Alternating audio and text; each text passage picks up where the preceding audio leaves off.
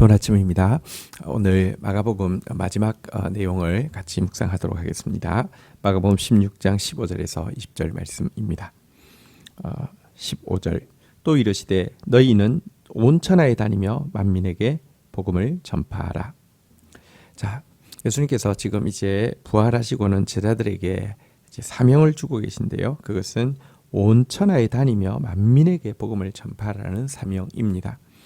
예수님께서는 생전에 제자들에게 이스라엘 집에 잃어버린 양들에게 복음을 전파하라라고 명령하셨는데요. 사실 이 사명도 제대로 감당할 수 없는 자들이었습니다. 그들은 연약했고 그들은 실패한 자들이었습니다. 하지만 그들에게 부활하신 예수님은 이제 이스라엘 집에 이런 양 정도가 아니라 온 천하 만민에게 복음을 전파하는 더 큰 사명을 부여하고 있습니다. 이것은 부활하신 주님께서 그들과 함께 하실 것이기 때문입니다. 그리고 그들이 복음을 전파하는 일은요, 16절 믿고 세례를 받는 사람은 구원을 받을 것이요 믿지 않는 사람은 정죄를 받으리라. 이들이 나아가서 복음을 전파할 때 구원과 정죄의 갈림길이 되게 하실 것이다 라고 말씀하고 있습니다. 믿는 자에게는 생명에 이르는 냄새가 될 것이며 믿지 않는 자에게는 사망에 이르는 냄새가 되게 하실 것이다 라는 말씀이었습니다. 여러분, 겁이 많고 또 의심도 많고 또 실패했고 연약했던 그들에게 이와 같이 엄청난 소명을 준 것은 역시 우리에게도 큰 소망을 주고 있습니다. 주님은 우리가 당신과 함께하면 당신이 하시던 일을 하고 그보다 더 큰 일도 할 수 있을 것이라고 분명히 약속하고 있습니다. 여기서 말하는 더 큰 일이란 예수님께서 이루신 일보다 더 큰 일이 어디 있겠습니까? 그가 이루신 구원, 그가 이루신 승리, 이것보다 더 큰 구원과 승리를 이룬다 이런 뜻은 아니고요. 그에게 받은 사명을 가지고 온 세계를 향해서 이 복음을 증거하게 되는 훨씬 더 많은 사람들을 대상으로 복음을 전하게 되는 것을 이야기하고 있습니다. 예수님이 요한복음 14장 12절에 이렇게 말씀하셨습니다. 내가 진실로 진실로 너희에게 이르노니 나를 믿는 자는 내가 하는 일을 그도 할 것이요 또한 그보다 큰 일도 하리니 이는 내가 아버지께로 감이라. 아버지께로 가신 주님께서 성령으로 우리와 함께 하심으로 말미암아 예수님께서 하시던 일 그리고 그 일을 온 세계에 확장시키는 일을 하실 것이다 라고 약속하셨기 때문에 온 천하 만민에게 복음을 전하고 온 천하 만민에게 정죄와 또 그 구원의 갈림길이 되게 하실 것이다 라고 선언하신 내용입니다. 자, 17절부터는 이제 이 사명을 가지고 나아가는 자들에게 따르는 네 가지 표적이 나오고 있습니다. 17절 믿는 자들에게는 이런 표적이 따르리니 곧 그들이 내 이름으로 귀신을 쫓아내며 새 방언을 말하며 18절 벨을 집어 올리며 무슨 독을 마실지라도 해를 받지 아니하며 병든 사람에게 손을 얹은즉 나으리라 하시더라. 자, 네 가지 표적이 따른다고 이야기했는데요. 첫 번째는 예수의 이름으로 귀신을 쫓아낼 것이다 라고 이야기하고 있습니다. 과거 우리는 귀신의 종노릇하고 사단의 노예 노릇하던 존재들이었는데 이제 예수 그리스도와 함께하는 자는 귀신을 쫓아내고 사단의 나라를 파괴하는 영적 전쟁에서 승리하는 용사가 될 것이다 라는 우리의 변화되어진 신분을 알려주고 있는 것입니다. 자, 두 번째는요, 새 방언을 말한다 라고 이야기합니다.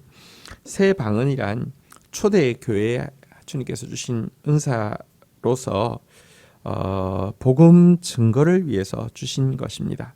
또 복음을 필요로 하는 사람들 누구에게나 막힘없이 복음을 증거할 수 있게 하기 위해서 주신 것입니다. 우리가 과거에는 나랑 조금만 다른 사람들과도 말이 통하지 않는 사람이었습니다. 그러나 복음을 진실로 받은 사람, 그 은혜를 진실로 받은 사람, 그 능력을 진실로 받은 사람은 누구와도 말을 통할 수 있는 사람, 누구도 헤아릴 수 있고 누구의 속마음도 이렇게 살필 수 있는 그런 사람으로 변화되어지는 것, 이것이 새 방언을 말하게 된다라는 표적이 담고 있는 의미입니다. 세 번째는 뱀을 집어 올리며 입니다. 여기 이제 뱀을 집어 올리며 무슨 독을 마실지라도 해를 받지 않는다라는 이것은요, 복음을 증거하는 과정에서 있는 여러 가지 위험들로부터 주님께서 세밀하게 보호해 주실 것에 대한 약속입니다. 실제 바울은 복음을 전도하는 과정에서 멜리데 섬에서 뱀이 그를 물었는데요. 그 뱀을 도리어 이제 집어 올려서 버려버렸는데 그는 독사에게 물렸음에도 불구하고 그것이 그에게 어떤 해를 끼치지 못하는 그런 체험을 하게 되었습니다. 정말 약속대로 주님은 세밀하게 그를 지켜주셨던 것입니다. 이와 같은 표적이 복음을 위해서 사는 사람들에게 있을 것이다 라고 약속하신 것이고요. 마지막으로 병든 사람에게 손을 얹으면 즉 나으리라 라고 하는 치유의 표적을 약속해 주셨습니다. 전도자에게는 영혼을 치유할 뿐 아니라 육체까지 치유하는 전인적인 구원의 약속이 주어져 있는 것입니다. 이 네 가지 표적은 오늘날도 믿고 나아가는 자들에게 일어나고 있고요. 또 우리의 형편과 사정에 따라서 이와 같은 역사들은 또 일어나야 합니다. 사단은 우리 앞에서 패해야 하고요. 우리는 모든 영혼들을 향하여서 정말 말이 통하는 사람이 되어야 하며 주님은 우리를 세밀하게 보호하실 것이고 우리가 가는 곳마다 사람들에게 치유의 역사가, 영혼이 치유되고 또 육신이 치유되어지는 역사가 우리를 통하여, 우리의 교회를 통하여 하나님께서 지금도 일을 하실 것이라고 약속하고 있습니다. 자, 19절입니다. 주 예수께서 말씀을 마치신 후에 하늘로 올려지사 하나님 우편에 앉으시니라. 20절 제자들이 나아가 두루 전파일세 주께서 함께 역사하사 그 따르는 표적으로 말씀을 확실히 증언하시니라. 자, 예수님은 이 네 가지 표적을 약속하시고 승천하셨습니다. 그리고 하나님 보좌 우편에 앉으셨습니다. 앉으셨다는 것은 이제 일을 끝냈다는 뜻입니다. 우리가 일이 끝나기 전에는 앉으라고 해도 계속 서서 있는데요. 앉는 순간은 이제 일이 끝났다는 뜻인데요. 당신은 당신의 사명을 완성하셨고 또 우리에게 맡겨주신 사명이 진행 중이지만 그것 역시 완성될 것을 아시기에 그는 보좌에 앉아 계십니다. 그리고 제자들은 이 약속을 믿고 나아갈 때 주님의 역사 가운데서 그 따르는 표적들이 그들이 전하는 말씀을 확실히 증언하였습니다. 여기서 한 가지 표적과 말씀의 관계를 생각해 볼 수 있습니다. 여러분, 표적 자체가 목적이 되어서는 안 됩니다. 병 치유 자체가 목적이 되는 것, 혹은 어떤 영적 전쟁에서의 능력이라고 하면서 뭔가 자기가 말을 하면 귀신이 쫓겨나고 무슨 이렇게 하면 뭔가 사람들이 쓰러지고 이것 자체를 목적 삼아서는 큰일 납니다.